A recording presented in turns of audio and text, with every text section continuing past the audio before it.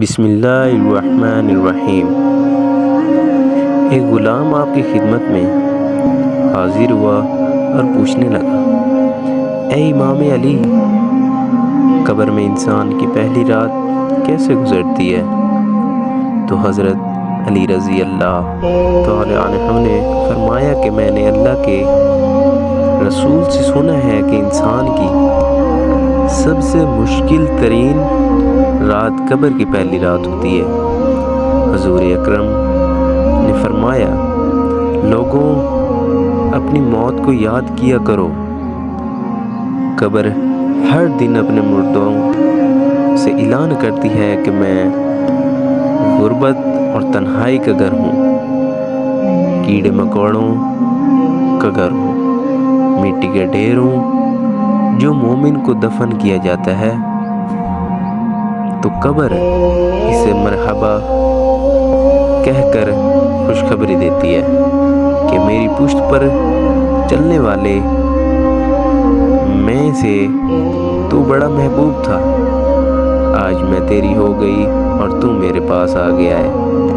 آج میرا احساس دیکھ، یہ کہہ کر قبر کشادہ ہو جاتی ہے اور جنت کا دروازہ کھول دیا جاتا ہے، جہاں سے اس کو تازہ ہوا آتی ہے۔ حضرت ابو ہریرہ رضی اللہ تعالی عنہ کا بیان ہے کہ حضور اکرم ایک جنازے میں شریک تھے اور میں بھی آپ کے ہمراہ تھا۔ آپ ایک قبر پر بیٹھ گئے اور فرمایا کہ یہ قبر ہر روز آواز بلند کہتی ہے کہ آدم کی اولاد، تو مجھے بھول گیا، کیا تجھے یہ معلوم نہیں کہ میں تنہائی کا گھر، غربت کا گھر، وحشت کا گھر اور کیڑے مکوڑوں کا گھر ہوں؟ مگر اللہ جس کے لیے کشادگی کا حکم فرمائے گا اس کے لیے کشادہ ہو جائیں گی۔ اس کے بعد آپ نے فرمایا، اس قبر تو یا تو جنت کا چمن ہے یا تو پھر آگ کا ایک تندور ہے۔ حضور صلی اللہ علیہ وآلہ وسلم نے فرمایا کہ مردوں جب قبر میں رکھا جاتا ہے تو قبر اسے کہتی ہے کہ اے ابن آدم، تو ہلاک ہو، تجھے کس چیز نے مجھ سے دور رکھا؟ کیا تجھے معلوم نہ تھا کہ میں کیڑوں مکوڑوں کا گھر ہوں؟ تجھے کس چیز نے مجھ سے بکا کر نڈر کر دیا؟ تو میری پشت پر بہت اکڑ کر چلتا تھا۔ اگر وہ نیک ہوگا تو جواب دینے والے اسے جواب دیں گے کہ اے قبر، تو دیکھ تو صحیح اس کے اعمال کیسے ہیں، اچھائی اختیار کرتا تھا اور برائی سے دور رہتا تھا۔ یہ سن کر قبر کہتی ہے کہ بے شک یہ نیک تھا، اب میں اس کے لیے سرسبز ہو جاتی ہوں۔ مردے کا جسم اس وقت منور ہو جاتا ہے اور اس کی روح اللہ تعالیٰ کی طرف بھیج دی جاتی ہے۔ حضرت عبداللہ بن رضی اللہ تعالیٰ عنہ سے روایت ہے کہ حضور اکرم صلی اللہ علیہ وسلم نے فرمایا کہ مردہ قبر میں پیشتا ہے اور ان لوگوں کے گھروں کی آواز بھی سنتا ہے جو اس کے ساتھ جنازے میں گئے ہوں۔